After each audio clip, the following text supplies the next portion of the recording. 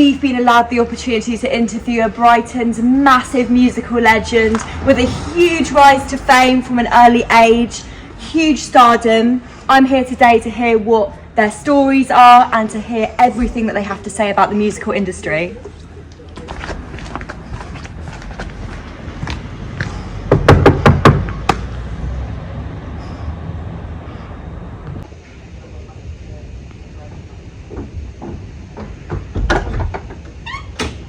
Hello. Come on in then. I've got a number here.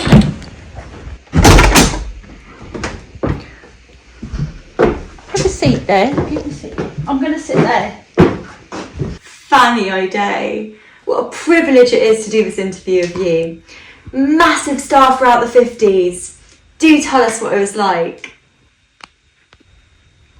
Oh, well, thank you for having me. It's lovely to have you here.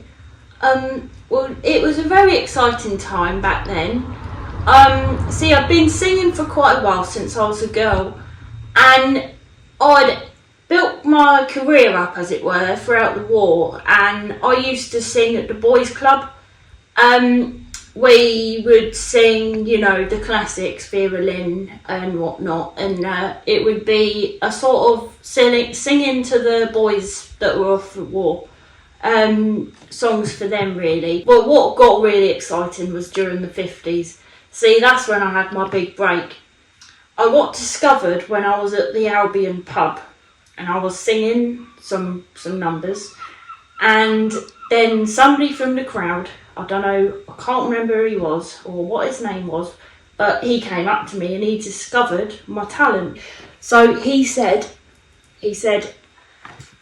so we're doing a variety show down at the Hippodrome on Saturday, so would you like to come along and do some numbers?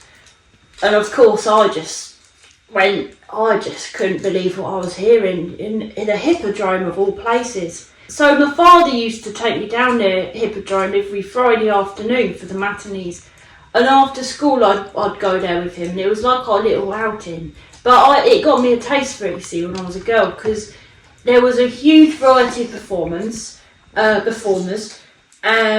Champagne Charlie I used to like,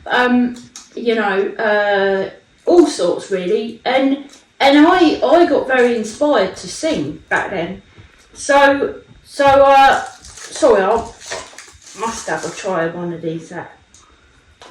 So you'd have all the likes of Charlie Vegas, and he'd go on to be on the Black and White Minstrel Show, you see, and he'd play the saxophone, and he would have the dancers with him, and it was a lovely day out with me and my dad. So he used to take me down there, and anyway, the variety performances would be full of it's just amazing acts really. Yes, so I said to Champagne Charlie, all the old musical stars, and it got me very excited to be there. Anyway, when he wanted me to play at the Hippodrome, I couldn't believe me ears. Me of all types. I've just been living in Brighton my whole life, and he must have seen something he liked anyway. So we're talking about the 50s. It was a thriving time, and I was playing at the Hippodrome.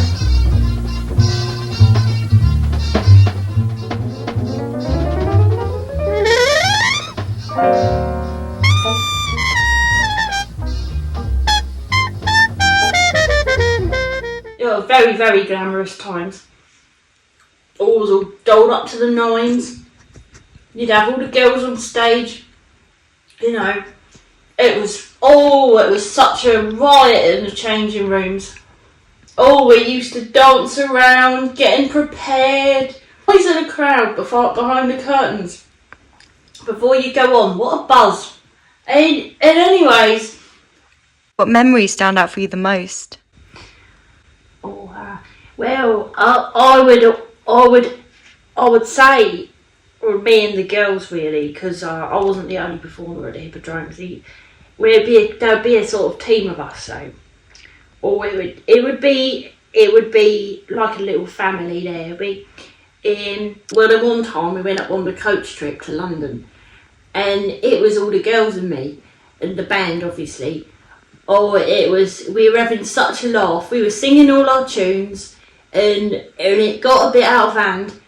It was pretty wild, I'd say, and we were being so noisy that the bus driver, Tom, had to tell us to shut up, because my friend Peggy, she went up to him and she was dancing around him, and we were all singing and cheering her on, and he almost crashed.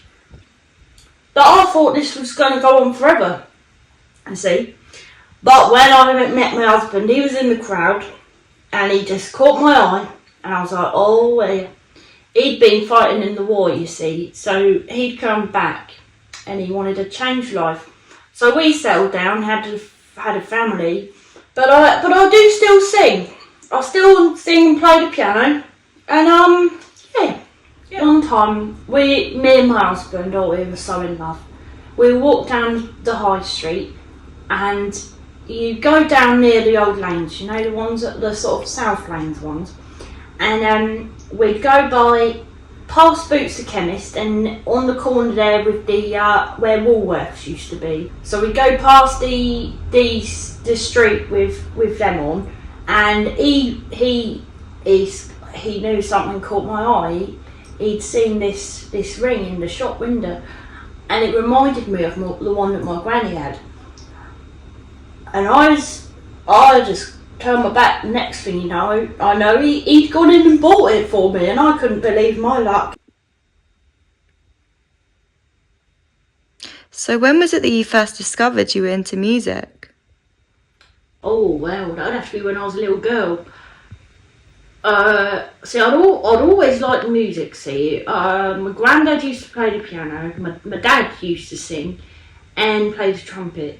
And he used to take me into the Spastic Society and see what we could find. So we got a load of vinyls, and we'd always be going in there every Saturday together.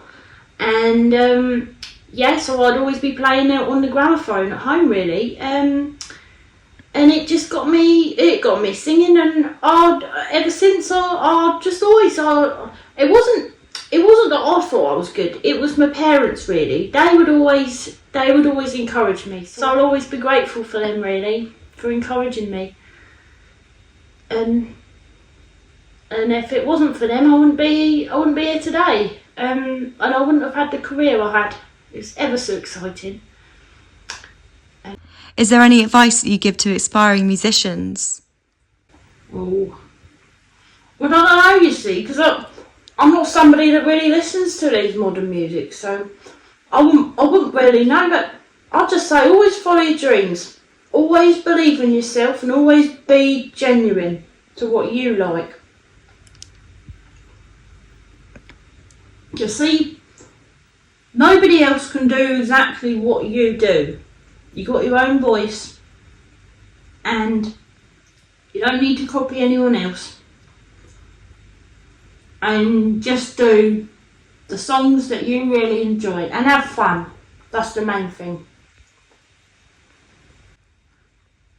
Thank you, that's a great answer. And finally, would you be able to play us one of the songs that you played at the music hall? Oh, well, I'd be delighted if you'd like me to. We'd love that. Well, thank you very much. Now, you wanted me to play something, and I know this is an obvious choice, but it's a classic, and it's that for a reason. So here it goes.